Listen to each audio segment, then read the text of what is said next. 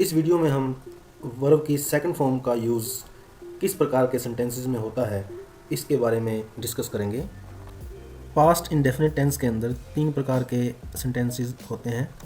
Simple sentence, उसका structure कैसे होता है, पहले सब्जेक्ट प्लस वर्ब की सेकंड फॉर्म प्लस ऑब्जेक्ट।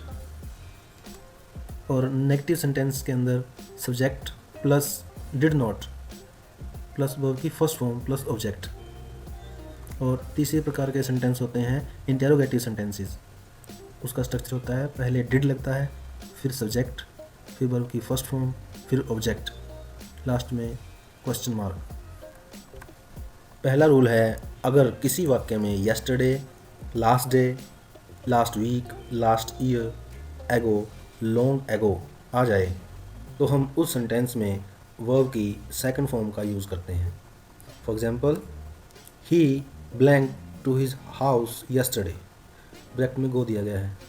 तो इस सेंटेंस में यस्टरडे वर्ड का यूज़ हुआ है तो हम इसमें सेकंड फॉर्म का यूज़ करेंगे। गो की सेकंड फॉर्म होती है went. Second example, I blank it last year. तो लास्ट ईयर से यह सेंटेंस पास्ट इंडेफिनिट का हो जाता है तो हम इसमें बाय की सेकंड फॉर्म बोट का यूज़ करेंगे। यदि इनके बाद समय दिया गया हो तो भी हम वर्ब की सेकंड फॉर्म का यूज़ करेंगे। For example, I blank my MA इन 1990। इस सेंटेंस में देखिए इन के बाद टाइम दिया गया है तो यह पास्ट इंडेफिनिट का सेंटेंस हो गया। तो इस सेंटेंस में हम सेकंड फॉर्म यूज़ करेंगे, पास्ट की सेकंड फॉर्म पास्ट।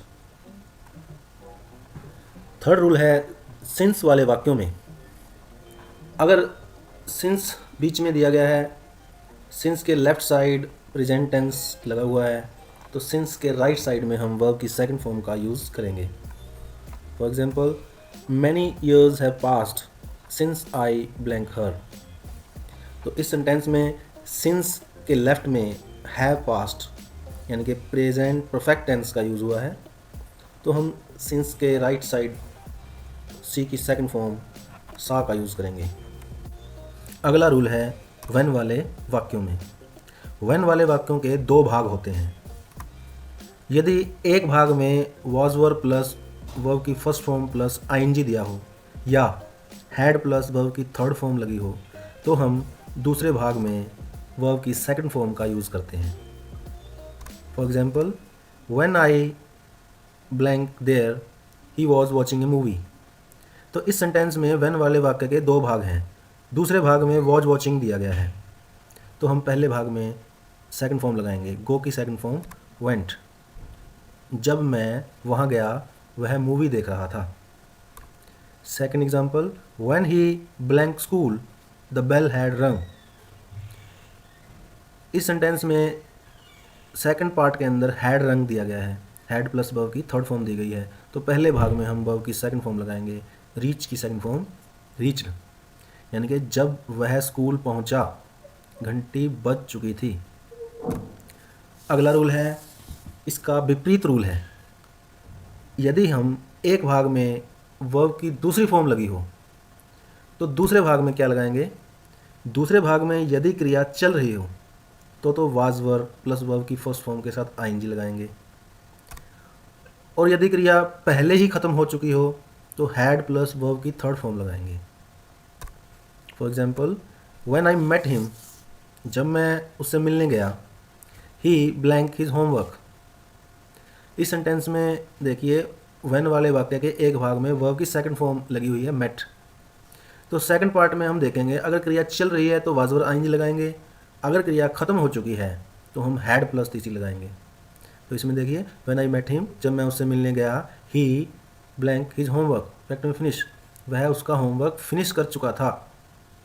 तो ये क्रिया पहले ही हो चुकी थी तो हम हैड प्लस वर्ब की थर्ड फॉर्म लगाएंगे, had finished. Second example, when I reached there, जब मैं वहाँ पहुँचा, ही ब्लैंक टी ब्रैकेट में टेक, वह चाय ले रहा था।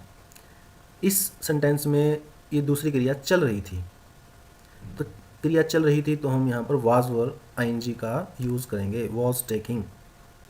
अगला रूल है आफ्टर और बिफोर वाले वाक्यों में। किसी भी सेंटेंस के बीच में आफ्टर दिया गया है तो आफ्टर का हिंदी मीनिंग होता है के बाद, तो हम आफ्टर के बाद हैड थर्ड लगा देंगे। जो भी इसका हिंदी मीनिंग है उसके बाद हैड थर्ड लगा देंगे। आफ्टर का हिंदी मीनिंग के बाद, तो के बाद हैड थर्ड लगा देंगे और पहले सेकंड फॉर्म लगा देंगे। बिफोर का हिंदी मीनिंग होता है से पहले, तो से पहले हैड थर्ड लगा देंगे और बाद में वर्ब की सेकंड फॉर्म लगा देंगे। जैसे एग्जांपल लेते हैं, the patient had died before the doctor blank, bracket में कम दिया गया है। तो इस सेंटेंस में बिफोर कनेक्टर आया हुआ है, तो बिफोर का हिंदी मीनिंग होता है से पहले, तो से पहले हैड डाइड लगा हुआ है, तो बिफोर के बाद सेकंड फॉर्म लगेगी, कम की सेकंड फॉर्म केम। अगला example, Ram blank his writing after his father had gone, bracket में फिनिश दिया गया है। तो आफ्टर का हिंदी मीनिंग होता है के बाद, तो के बाद हैड गॉन लगाया हुआ है, तो आफ्टर से पहले हम वर्ब की सेकंड फॉर्म लगा देंगे, फिनिश्ड। अगला रूल है neither, and, but, because, as. यदि वाक्य में ये एज ए कनेक्टर यूज़ किए गए हैं तो हम दोनों ही पार्ट्स के अंदर सेम वर्ब की फॉर्म लगाएंगे। अगर एक भाग में वर्ब की सेकंड फॉर्म दी गई है तो दूसरे भाग में भी हम वर्ब की सेकंड फॉर्म लगाएंगे। For example, neither he attended the class nor blank any information. तो ये नाइदर नॉर से सेंटेंस जुड़ा हुआ है, तो इसके अंदर एक भाग में सेकंड फॉर्म दी गई है अटेंडेड, दूसरे भाग में भी हम सेकंड फॉर्म ही लगाएंगे, गिव की second form gave. I recognized him but he not, bracket में रिकॉग्नाइज मी। तो ये बट वाला वाक्य है, बट को एज ए कनेक्टर यूज़ किया गया है। इसके एक भाग में रिकॉग्नाइज्ड वर्ब की सेकंड फॉर्म लगी है, तो दूसरे भाग में भी सेकंड फॉर्म ही लगाएंगे। क्योंकि इसमें नॉट दिया गया है तो हमें पता है कि पास्ट इंडेफिनिट में हम डिड नॉट फर्स्ट फॉर्म लगाते हैं। नेगेटिव सेंटेंसेस के अंदर डिड नॉट प्लस वर्ब की फर्स्ट फॉर्म लगाते हैं, तो इसका यहाँ आ जाएगा डिड नॉट रिकॉग्नाइज। अगला रूल है ऐतिहासिक घटनाओं का वर्णन करने के लिए, कोई भी हिस्टोरिकल इवेंट है उसका वर्णन करना है तो हमने वर्ब की सेकंड फॉर्म का यूज़ ही करना है। For example, Babar blank the Mughal empire, bracket में फाउंड दिया गया है। बाबर ने मुगल साम्राज्य की नींव रखी, ये हिस्टोरिकल इवेंट है, तो हम यहाँ पर फाउंड की सेकंड फॉर्म फाउंडेड का यूज़ करेंगे। Bhagat Singh blank for India's freedom, Bhagat Singh India की फ्रीडम के लिए लड़े, तो यह भी एक ऐतिहासिक घटना है, तो हम इसमें भी सेकंड फॉर्म लगाएंगे, फाइट की सेकंड फॉर्म फॉट। अगला रूल है भूतकाल की किसी हैबिट का वर्णन करने के लिए, प्राय या हर रोज होने वाली क्रिया के लिए हम वर्ब की सेकंड फॉर्म का यूज़ करते हैं। ऐसे वाक्यों में निम्नलिखित वर्ड्स आते हैं जिनको हम फ्यू डॉग एंड रोज वाक्य की हेल्प से याद कर सकते हैं। जैसे फै से फ्रीक्वेंटली, यू से यूजली, डी से डेली, ओ से ओकेजनली, जी से जनरली, आर से रेयरली, ओ से ऑफन, एस से सेल्डम, ई से एवरी। इन वर्ड्स से पता चलता है कि कोई क्रिया प्राय होती थी या हर रोज़ होती थी। तो इन वर्ड्स वाले वाक्यों में अगर सेंटेंस प्रेजेंट का है तब तो वर्ब की फर्स्ट फॉर्म यूज़ होगी, अगर सेंटेंस पास्ट का है तो वर्ब की सेकंड फॉर्म यूज़ होगी। For example, he dash to his home daily in his childhood, bracket में गो दिया गया है। तो इस सेंटेंस में डेली वर्ड यूज़ हुआ है, इसका मतलब है क्रिया हर रोज़ होती थी, और इन हिज चाइल्डहुड दिया गया है उसके बचपन में, इसका मतलब है ये टेंस पास्ट का है, तो ये क्रिया पास्ट में हर रोज़ होती थी, तो हम गो की सेकंड फॉर्म वेंट का यूज़ करेंगे। जैसे he dash to his home daily, वह उसके घर डेली जाता है।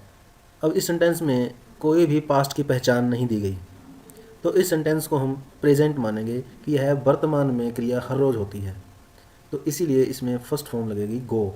क्योंकि ही सिंगुलर सब्जेक्ट है तो गो के साथ ई एस भी लग जाएगा, गोस।